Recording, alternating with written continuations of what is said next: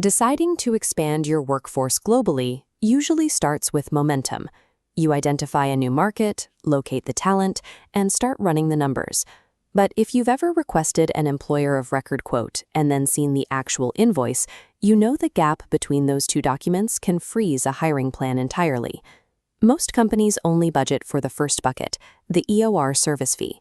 This is the flat monthly rate or payroll percentage the provider charges simply to act as the legal employer in that country. What that headline price misses is the second, much heavier bucket. This holds the employee's gross salary, local employer taxes, statutory contributions, and mandatory benefits. This stacked bar chart shows the true scale of the expenses. The provider's service fee adds a tiny sliver on top of a standard base salary, while the local statutory costs demand a drastically larger slice of your budget. Budgeting your international expansion based solely on that universal EOR headline fee guarantees underfunded payrolls. You end up having to freeze hiring the moment the true invoices arrive. Finance teams often try to solve this by applying a single universal markup percentage to estimate costs across all their international markets. Because statutory burdens differ dramatically by jurisdiction, this math will fail. Take a look at this matrix comparing the exact same $100,000 base salary. In the US, baseline employer contributions add around $9,000. In India, that additional burden comes in under $15,000. Add Germany to the board, and you hit a mid to high-tier statutory burden, sitting at roughly $21,000 in mandatory contributions on top of the base pay. Then look at an outlier like France. Mandatory employer contributions there add $42,000 to $45,000 to the total cost.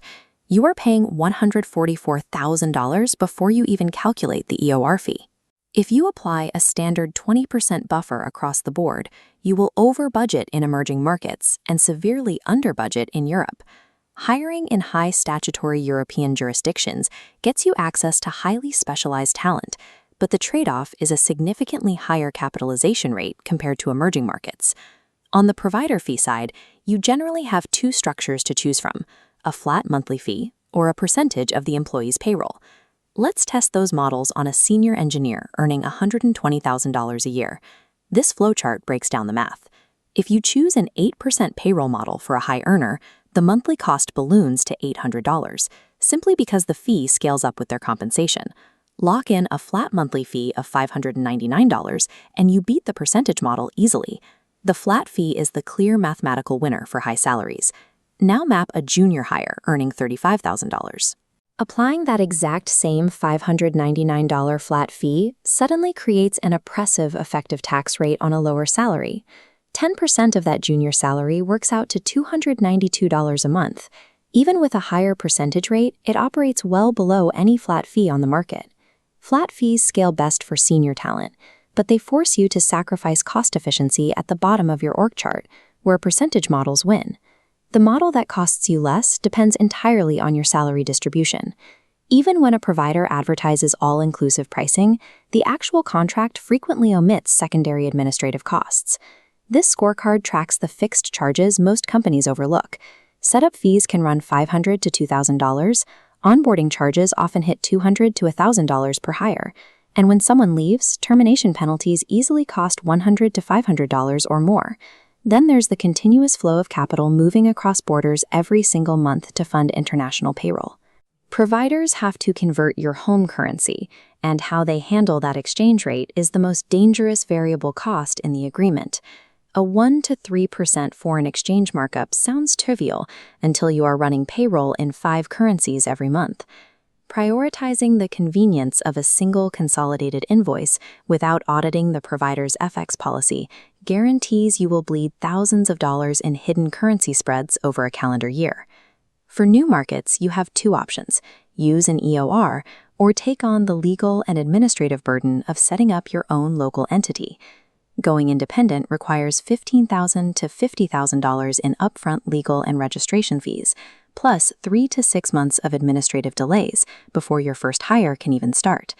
This chart tracks total cost as headcount scales.